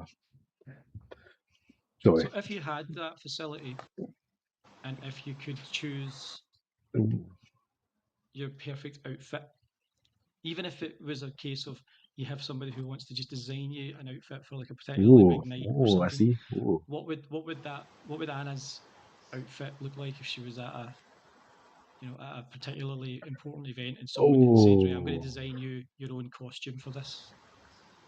oh, I don't know actually. You caught me off guard a wee bit there. It'd have to be something comfy. Comfort is very, very important. So, but I suppose it would have to be kind of quite. I'd quite like to go for something that's quite puffy. If that makes sense? Something that's some Okay. sort of alien thing. Maybe it didn't have sleeves. Sleeves get in the way. So maybe something that was kind of strappy. I don't know. Mm. Maybe apparently my battery's low in my earphone, but that's all right. Uh, I'm It's kind of still kind of jarring that hearing that kind of stuff. Actually, I'm so used to just earphones that you plug in with a wire. So I Mm. went to these earbuds things recently because my new phone doesn't have a socket for your earphones. What's that all about, by the way? I, Uh, I you I have to switched back charge from your an Apple earphones. phone to a Uh, Samsung. I switched back to a Samsung because the Apple phone it only takes Apple earphones. And I was like, fuck that, because anytime I've had a pair of Apple earphones, they've lasted maybe 6 months if I'm lucky, and then they break. And then you have to buy new ones. And it's like, no, I'm not going to do that anymore. I'm just going to get a Samsung. But then I ruined the headphone jack in my Samsung, hence the wireless ones. But you know what? I have to say now that I use the wireless, I wouldn't probably go back to wired because uh, I have no spatial awareness. So I'm always constantly flailing about, and so I don't know how many times I've actually knocked my earphones like uh, out of the phone. Hence how that was just how I Done that, always yeah. correct that. So Uh, it's much easier for me now. I don't need to tuck in and plug in and wash my hands as much. So that's good for me. oh, Let's quickly, as we wind down, because we've been here for an hour and a half already. Um, let's start to kind of move toward the end. oh. Let's talk quickly about the book. You have published a book called. See, I've went It's and moved away from the that's it. page that I had it open on. Oh, that's all right. It's It's called Songs About song Eyebrows, about Biscuits, and eyebrows, Sausages. biscuits, and sausages. Yeah, Yeah, I yeah. knew the three, but I didn't remember what um, Order. order they came in. Yes. Oh, that's all right. um, so, songs about eyebrows, biscuits, and sausages. That's, as you mentioned earlier, it's a collection of prose mostly, and sort of song lyrics. Is it all song lyrics that you have published, or is it some that you? Is it like unpublished lyrics, or? No, they're all songs that are on the albums that are available. Yeah, Mhm. I didn't put any obscure ones in there. If you know what I mean, because I wanted people to be able to potentially make up a. Oh, I've now been informed that my power's off. So what I'm going to do is is there a way of putting my Bluetooth off from here? And Let's see. Hold on. Sorry to interrupt. I was going to see if the can you say something a wee second, and then I'll make sure that Yes, I can hear you I'm still. speaking. Can you hear me speaking? Hello. Oh, that's Hello? very quiet. That's rubbish. Hold on. I'm going to get closer. Sorry. Um, No what was bother. I talking about? Songs. Oh yeah, I tried not to put anything too obscure on it. So people should be able to theoretically make playlists of it. I probably should have done one of them actually. I never even thought of that. That's really silly. You can get it from the Speculative Books website, but I'd kind of rather sell it to you myself because that means that I'll get money, and because they'll just keep the money if they get it. If you know what I mean. It can be bought from Mm, my Bandcamp. yes. I think it's £10, which seems like a lot, but it's a very limited edition item. Limited edition item. Once they're gone, they're gone. I think I've maybe only got about 30 left. Yeah. I think. It is Oh. one tenner. Yes, it costs one tenner or more on Bandcamp. So if people really want to support you, they can give you more than the 10 as well on Bandcamp, and it all goes to you, minus Bandcamp's cut. I know that's the annoying thing about it. It's no much. I don't think it works out much, but No, no. That's it's the best okay. thing I think about Bandcamp, though, is that it cuts out so many middlemen. And obviously, you've got your Bandcamp Friday, and that's great and that. But even in a normal situation, it is so much better than streaming on Spotify, for instance. Everybody's well documented how shit that is for artists. Um, I like Bandcamp. I'm going to be spending some time on your Bandcamp today. I think. Which one? As I say, the um, the Ara one's probably the better one to be honest. But this the yeah. other one is under the name Chairman Cow. That's got a mixture of different kind of stuff on it that I've made over the years. Some of it's probably quite dodgy, but I top loaded it with the best ones at the top and the kind of the shite at the Mm, bottom. So they're not all. It's not. They're not arranged in order of release. They're sort of kind of in a right. way in order of alrightness to an extent, Mm, just to help people that maybe be interested in it. I don't know. There's a lot of material there, to be honest. Too much. yeah. I'll do some digging, and I will fire up kind of the links underneath the podcast when I share it on YouTube and Oh, Facebook, and also obviously the website for the audio version. Um, the book, though, we will talk about the book a wee bit more.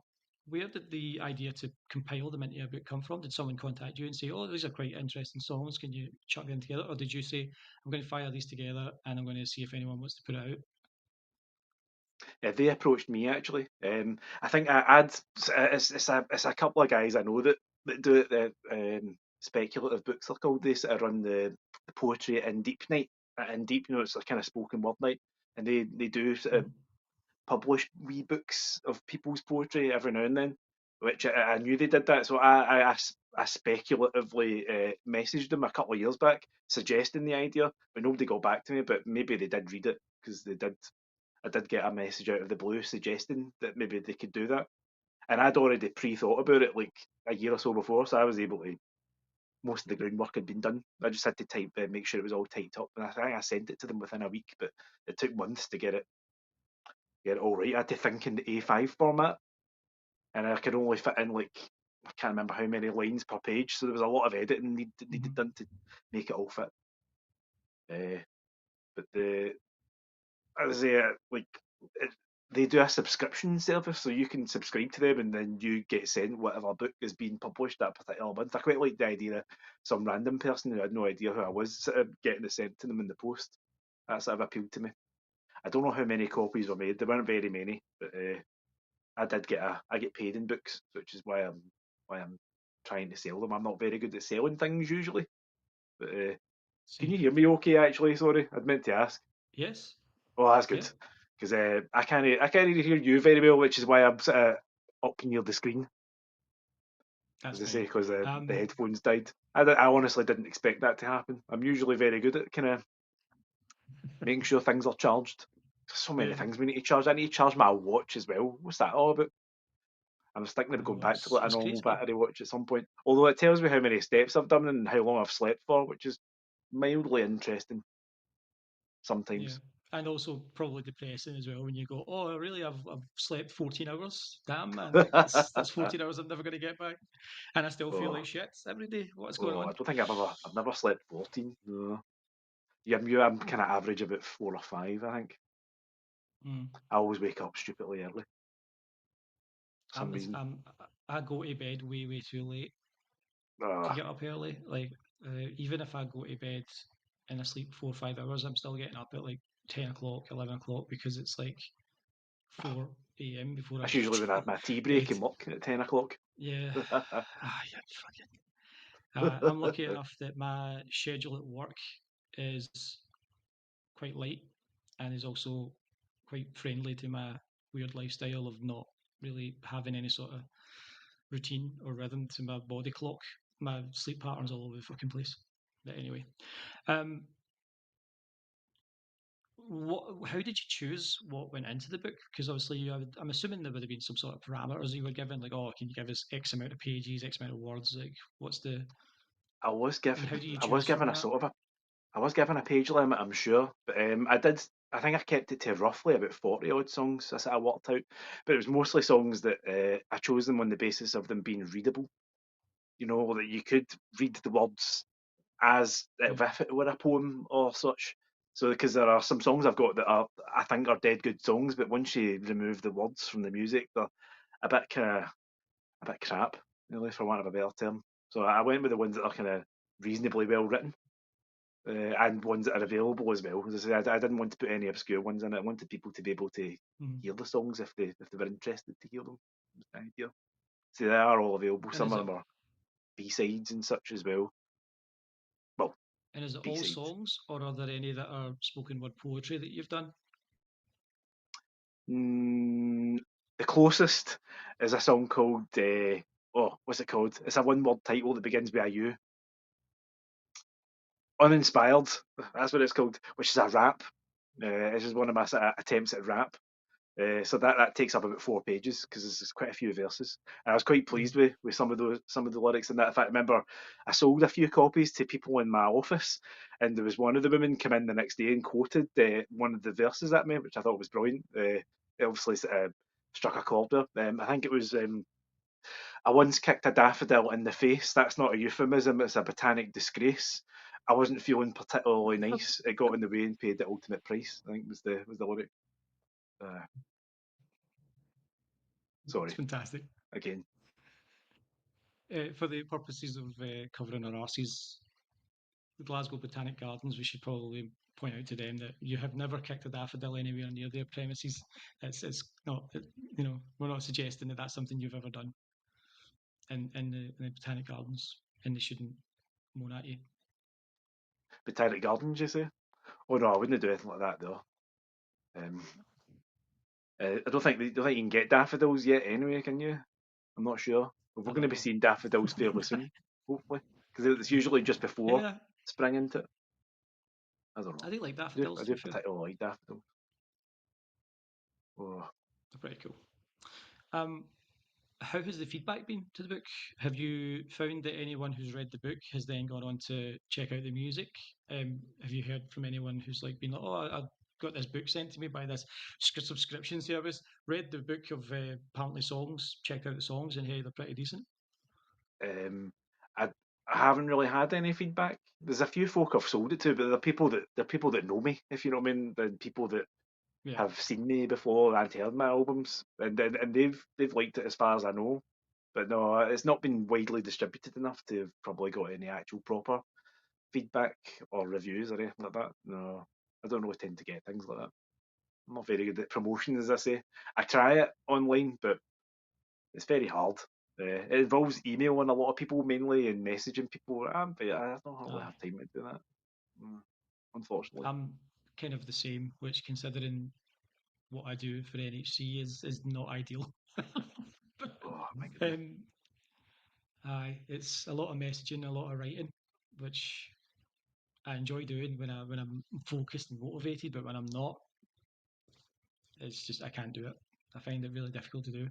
Um, the most recent thing I put on the blog was a review of Francis McKee at Hug and Pint last Sunday, and I didn't finish it until Friday because I started it on the Monday morning, and then my back started hurting, and like I just Oh, gradually just got less and less interested in finishing it. And then eventually on Friday, I was like, I need to do this before it becomes too late again, because like from August until like last month, I did nothing on the blog because I just wasn't feeling great for the last kind of half of last year. And so I was like, I need to try and catch up with as much as I can. And I was like, it's an uphill battle. I'm trying to ice skate uphill here. Like I just need to try and pace myself. But anyway, would you like to do another book? Would you? Is that something you would like to do again? It's not something I've thought about like majorly to the extent of coming up with something. But I would like another wee book perhaps. I always used to write stories when I was younger, but it's not something I've been able to do anymore. I don't have much of an imagination. I don't think. Well, not a constructive one. Probably more like dream logic. I suppose. I suppose there is a market for that. No, it's a kind of Mad Lynchian kind of thing. I don't know. Yeah. I would quite like to. I guess I don't have any ideals. Oh, Speaking of Lynch, it was oh Twin Peaks Day yesterday. yes, indeed it was. It was. I'm midway through rewatching it all just now, like for season 3. So I just seen episode 8 Yeah. again. Just there, Oh you know the God, one I mean. Oh, it's probably the that's, best and the weirdest episode of television ever made. It's both those things, and oh, it's so much more. incredible. Oh. It's incredible. I I don't just really know how to started talk. season I three don't really know how actually. to talk about it really though. I'm not really too sure how to put it into Yeah, words. How it makes me feel. there was there was somebody that messaged me about that a couple months ago and asked me what my take was, like what I thought of like when I thought about season 3, and I was like, wow. And then I remembered when I first watched through it, for about the first 8 episodes, I kept trying to like assign meaning to everything that was happening, which is the worst thing to do when you're watching anything by Aye. David Lynch. And he was always quite he was never a fan of people trying to ascribe meaning to, because it meant something to him, but he was never going to tell you what it No, meant. And no. so I was like trying to do that for like the first 7 8 episodes, and then after episode 8, I was like, I get up. I'm not gonna. I just decided, I made a conscious effort. I'm not going to ascribe meaning or assign meaning to anything else that happens from now on. I'm just going to experience it. I'm just going to watch it and enjoy it and see where it takes me. And I enjoyed it It's so the much best way more for to that, and enjoy I've this enjoyed stuff, it really, isn't it? more. Yeah, I've enjoyed it more with every subsequent rewatch, and it has, to your point, it has actually helped me enjoy everything else. Blue Velvet, watching all those kind of other movies and TV and projects that he's done with that same mindset. It was the return was what clicked it into place for me. I was like, that was when I started to, I think, understand Lynch, which is to say that I finally understood that it's not to be understood, it's to be experienced. It's like falling in love with someone or experiencing grief. It's not Aye, explainable, totally. and you can't understand it. It's just something that you have to experience to know it, and that's to know what it is to experience it, and that's Lynch, and that's the return especially. That was the best that I could come up with, and I don't know if he was more baffled by my response than he was the question, or whether it made any sense. But yeah, Oh, um, it is a I was lot really to take in, saddened by isn't his it? passing. Yeah, yeah. The man was a genius. I'm really saddened by his passing. I Me was too. still getting over the loss of Paul Auster last year, my favourite author. Um, and then Lynch dies at the end of January there, just before his birthday. Uh, One of the greatest artists that have ever lived and that ever will. Um, you're also a great artist, Anna, and I thank you so very much for being here with me on the show. What I'm going to do just now is, for the purpose of people who are watching the video, I'm going to fire your oh, Bandcamp link up here. oh, aye. Look at that. My goodness. I did not know that was Graphics. going to do that. That is a pretty slick graphic. I'm going to probably change the. I'll probably change the color though. Like I don't know. it's It's just like a we're bit on the all over the news or place. But something like that, isn't it? Oh, you can I love purchase it. Anna's music at annasecretpoet.bandcamp.com, where you can also pick up the book, Songs About Eyebrows, Biscuits and Sausages. I hope to put And CDs and more physical stuff on there at one point as well, because I still mhm, have CDs left from previous releases, aye. but it's just getting the time The thing that to do stuff like that. But hopefully, if yeah, people keep an eye on the it, I thing that might do always that. terrifies me, the thing that always terrifies me with that, especially like Bandcamp, is having to fill out all the fucking tax stuff and all that. It's like I don't consider myself to be any sort of salesperson or like business person. It's just like, here's a T-shirt if you want it. Like we only have a T-shirt because my girlfriend wanted one. I was like, cool, I'll get one made. And then I tried to buy her one, and then it told me I couldn't because it's money laundering apparently to like buy stuff from yourself or something like that. I don't know. I was like, what the fuck? It won't let me buy it from myself. I had to say, well, you're going to need to buy it, unfortunately. Oh, man. But yeah, we're looking to do a CD version of the first album this year as well, but I don't know. Sounds like a plan. Got to record the second one as well. But yeah, annasecretpoet.bandcamp.com. The most recent record was Cloven Grooves from last summer. Brilliant EP. Tits of Steel, like I said earlier, fantastic album. I don't think I've maybe chucked bits and pieces of vowel movements on before, but I haven't sat with it, so I'm probably going to do that tonight. Vowel movements is pish. I think Pity Party is probably the one I'm the most pleased with. That's on Bandcamp and Spotify and all that. Pity Party. That's probably the first half of it is like kind of quite aggressive in that, but it kind of mellows out a wee bit. It's a wee bit probably one of the most consistent ones I've done. I think I was quite pleased with that one at the time. I'd probably recommend people listen to that. But any bit's good, I suppose. I'll listen. Yeah, I think I've heard it before, but I've chucked it on while we were working. But I'll have a good sit down with it.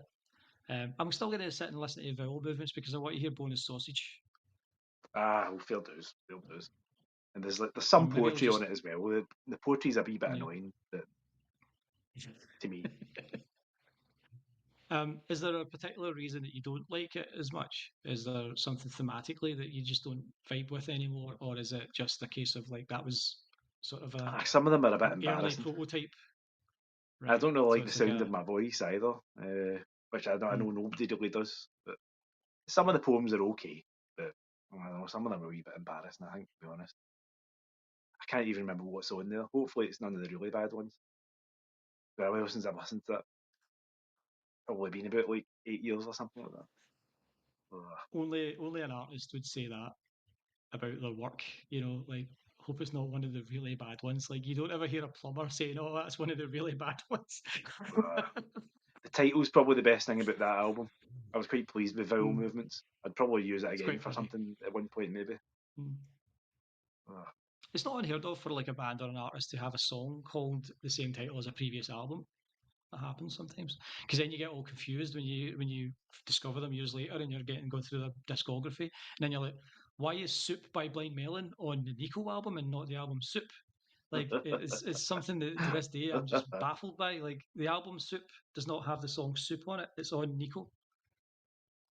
So indeed. The Doors obviously had Waiting for the Sun, but then there was a song called Waiting for the Sun that was on like Morrison Hotel, or Queen had Sheer Heart Attack, which was a song, but it was on the News of the World album, not the Sheer Heart Attack album. I guess there are probably many other examples. Maybe might do that. I think thank you very much for everything covered. I think we've covered mostly everything. Yeah, it's been a really great chat. Is there anything else you wanted to talk about? Anything else you have planned, or that you want people to specifically? I'm pointing at that, but I don't mean to point at that. But yeah, definitely visit that. That's annasecretpoet.bandcamp.com. I've gone all bashful now. No, I can't think of anything. I think you've covered it all, to be honest. But thank you very much for having me. I don't normally do this kind of thing. I don't know if I'm very good at it, but I give it a bash. So thank you. Like the albums, we've made this for us. We haven't made it for anyone else. So anyone else that enjoys it is a bonus. I've had an absolute blast. It's been a pleasure talking to you. Hopefully I'll catch up with you again soon. I've taken a note of your shows. I'm going to try and get along to at least one of them. I'll see what my availability is like on those nights. Until then, man, take care of yourself, and I will catch up with you soon. Thanks so much. Thank you, and to you likewise. Bye-bye.